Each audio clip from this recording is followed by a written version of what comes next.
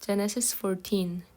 At the time when Amraphel was king of Shinar, Arioch king of Ellasar, Kedorlaomer king of Elam, and Tidal king of Goyim, these kings went to war against Bera king of Sodom, Birsha king of Gomorrah, Shinab king of Admah, Shemeber king of Zeboyim, and the king of Bela, that is Zoar. All these latter kings joined forces in the Valley of Siddim, that is the Dead Sea Valley. For 12 years they had been subject to Kedorlaomer, but in the 13th year they rebelled.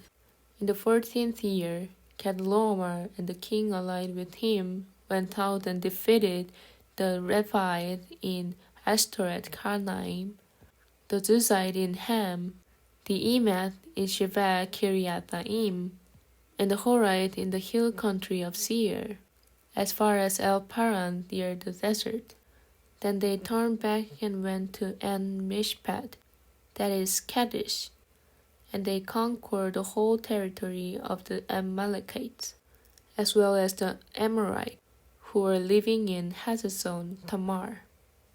Then the king of Sodom, the king of Gomorrah, and the king of Admah, the king of Zeboyim, and the king of Bela, that is Zoar, marched out and drew up their battle line in the Valley of Siddim, against Kedorlaomer, king of Elam, Tidal, king of Goyim, Amraphel, king of Shinar, and Arioch, king of Ellasar, 4 kings against 5. Now the Valley of Siddim was full of tar pits. And when the kings of Sodom and Gomorrah fled, some of the men fell into them, and the rest fled to the hills. The 4 kings seized all the goods of Sodom and Gomorrah and all their food. Then they went away.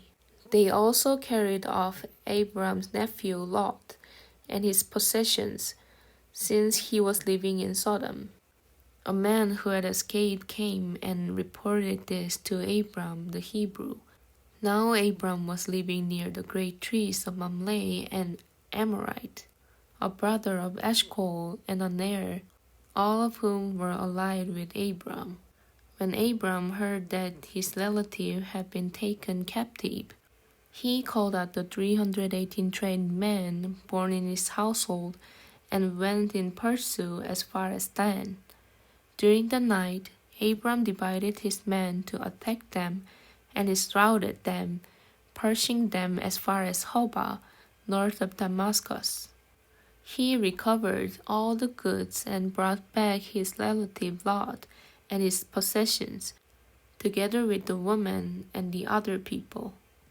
After Abram returned from defeating Kedorlaomer and the kings allied with him, the king of Sodom came out to meet him in the valley of Shaveh, that is the king's valley.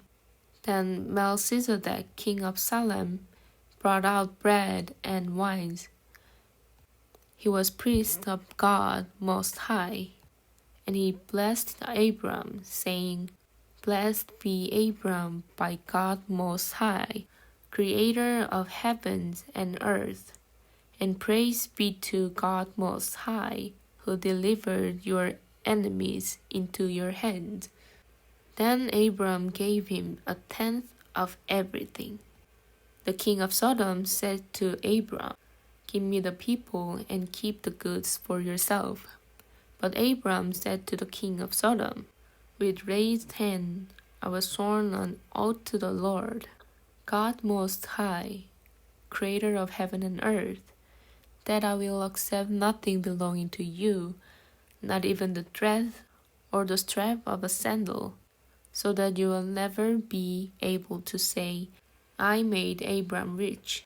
I will accept nothing but what my men have eaten, and the share that belongs to the men who went with me, to Aner, Eshcol, and Mamre.